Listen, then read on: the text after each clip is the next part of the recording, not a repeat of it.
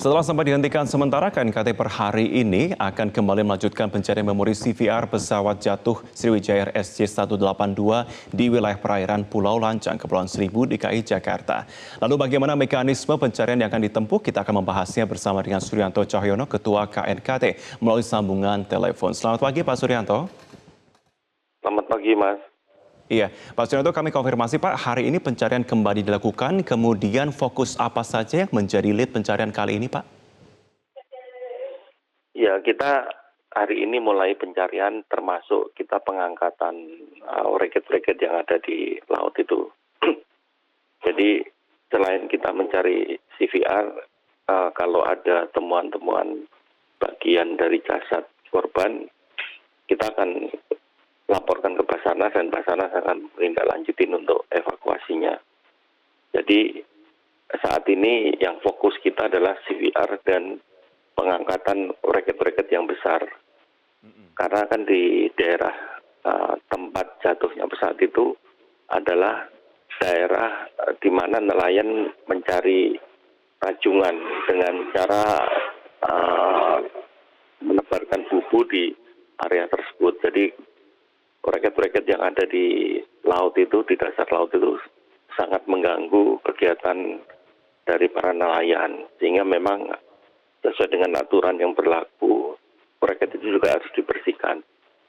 Nah itu ada beberapa tahapan. Pertama, kita melanjutkan dengan didukung oleh TNI AL untuk pencarian CVR itu dengan penyelam dari TNI AL. Dan juga kita juga melibatkan Basarnas, ada petugas Basarnas yang standby di Pulau Lancang juga nanti untuk jika kita menemukan bagian jasad dari itu korban, langsung nanti dari Basarnas yang akan melakukan evakuasi. Jadi saat ini memang Basarnas monitoring saja. Yang aktif adalah teman-teman dari Angkatan Laut plus dari penyelam dari Kepulauan Seribu yang kita minta bantuan dari mereka untuk pengangkatan reket-reket itu. Baik, Pak Suryanto, artinya berapa personil Pak dan dari unsur mana saja penyelam yang dilibatkan dalam pencarian CVR kali ini Pak? Dari penyelam profesional yang untuk wreck diver, terus dari Angkatan Laut, terus kemudian ya kita melibatkan warga Pulau Seribu yang memiliki kemampuan diver untuk wreck diver istilahnya. Jadi kurang lebih ada semuanya, totalnya nanti sekitar 40. Oke, dalam pencarian dan proses investigasi Pak Suryanto, personil dari luar negeri juga dilibatkan Pak dalam proses ini? Sesuai dengan ketentuan ICAO Annex 13, bahwa otoriti dari pabrikan negara pembuat, yaitu NTSB, terus FAA, terus kemudian Boeing, terus pabrik mesin General Electric, itu wajib membantu KNKT Indonesia di dalam rangka investigasi kecelakaan pesawat. Jadi itulah pihak-pihak asing yang terlibat. Oh ya, kita juga melibatkan AAIB Inggris karena ada beberapa komponen bikinan Smith Industry yang pabriknya ada di Inggris. Jadi komponen itu kita kirim ke sana untuk dicek apakah mengalami malfunction, kalau malfunctionnya seperti apa. Nah, nanti kita dapat hasilnya dari Inggris. Oke, Pak Suryanto, kemudian bagaimana untuk titik fokus temuan CVR ini Pak? Apakah memang sudah benar-benar diketahui atau terpetakan mengingat CVR juga sudah tidak memancarkan sinyal lagi Pak?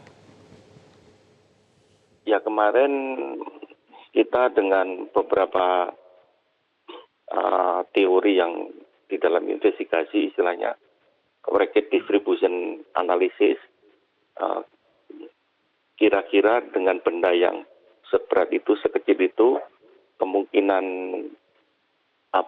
terlempar sampai sejauh mana, kita juga sudah membuat peta di bawah laut, terus area-area mana yang mau dilakukan search lagi, itu kita sudah petakan dan sudah nanti grup-grup mana yang bekerja di area 1, area 2, area 3, area 4, area 5. Nah, masing-masing ini nanti akan kita koordinasikan dengan penyelam-penyelam dari TNI AL. Oke, Pak Suryanto, apakah sudah ada titik terang sampai sejauh ini dari informasi yang mungkin diunduh juga terkait dengan penyebab jatuhnya pesawat Sriwijaya Air ini? Karena ada beberapa pernyataan juga yang muncul seperti dugaan sistem auto throttle yang tidak berfungsi dengan baik saat pesawat lepas landas. Mungkin bisa kami konfirmasi, Pak? Jadi beberapa parameter yang ada di FDR ini perlu konfirmasi dari CVR. Apa yang menyebabkan perubahan-perubahan parameter tersebut. Jadi kalau saya bilang masih susah untuk mengambil satu kesimpulan kenapa parameter ini berubah, kenapa parameter yang ini tetap yang harusnya berubah. Nah, itu kita perlu konfirmasi dari CVR itu bagaimana situasi ketika di dalam kondisi kritis di dalam COVID itu. Jadi dari suara-suara itu kita akan mengerti sedang panik, sedang apa. Nah, itu yang kita butuhkan untuk mencocokkan data parameter-parameter yang ada di FDR itu. Oke. Jadi kita belum bisa saat ini untuk mengambil satu kesimpulan. Baik. Kemudian dengan adanya dugaan sistem auto throttle yang tidak berfungsi dengan baik, sebenarnya kalau bisa dijelaskan fungsi sistem auto throttle itu apa sih, Pak, sebenarnya? Auto throttle itu suatu sistem yang untuk mengatur kecepatan pesawat sekaligus putaran dari mesin. Jadi putaran mesin itu akan diatur sedemikian rupa untuk mencapai kecepatan tertentu. Jadi sebetulnya kalau itu nggak ada, pilot-pilot banyak pesawat juga yang nggak ada auto throttle-nya ya manual gitu aja, Mas. Jadi itu suatu pengaturan kecepatan dengan otomatis. Sekarang kalau itu nggak bekerja ya dilakukan oleh pilot secara manual. Dan harusnya itu tidak hal yang signifikan, Mas.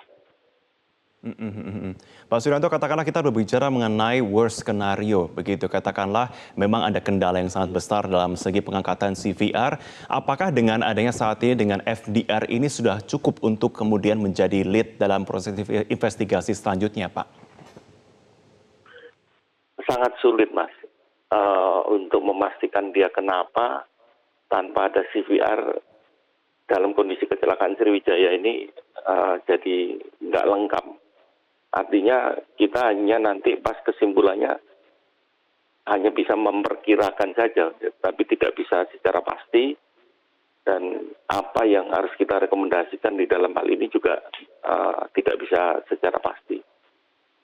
Tapi kita yakin, Mbak, untuk bisa menemukan CVR itu. Oke, Pak Suryanto, terakhir terkait dengan pencarian hari ini. Tentunya apa antisipasi sejauh ini yang sudah terpetakan oleh tim di lapangan dan bagaimana bentuk tim untuk bisa benar-benar mengantisipasi sejumlah permasalahan yang sempat dihadapi tim dalam segi pencarian yang nantinya akan difokuskan hari ini, Pak? Ya, seperti contoh kemarin kita persiapan di Pulau Lancang, cuacanya jelek. Jadi kapal harusnya sampai sekitar jam 9, jam 10, ternyata baru bisa merapat di Pulau Lancang jam 3 sore. Nah, terus ini ada beberapa tahapan, Mas.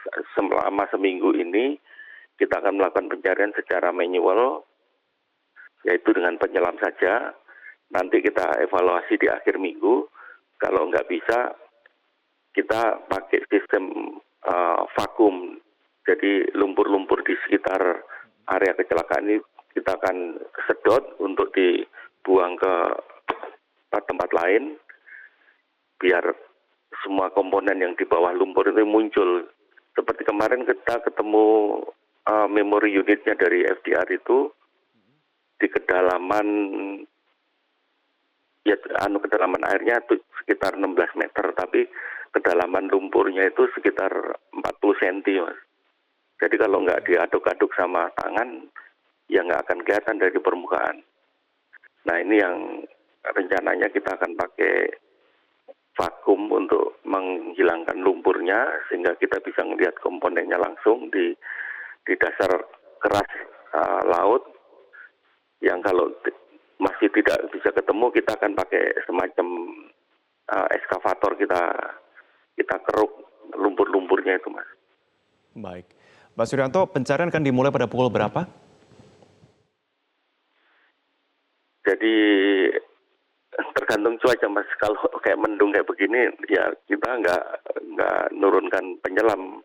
Tapi pagi ini ya istilahnya ada kearifan lokal, kita harus selamatan dulu, berdoa bersama, setelah itu baru kita ngelaut. Jadi ada upacara sedikit lah, Mas, sesuai dengan kebiasaan orang-orang di pulau itu. Baik. Baik, terima kasih Pak Suryanto Cahyono, Ketua KKT sudah bergabung bersama kami dalam program Metro Pagi Prime Time. Terima kasih Bapak.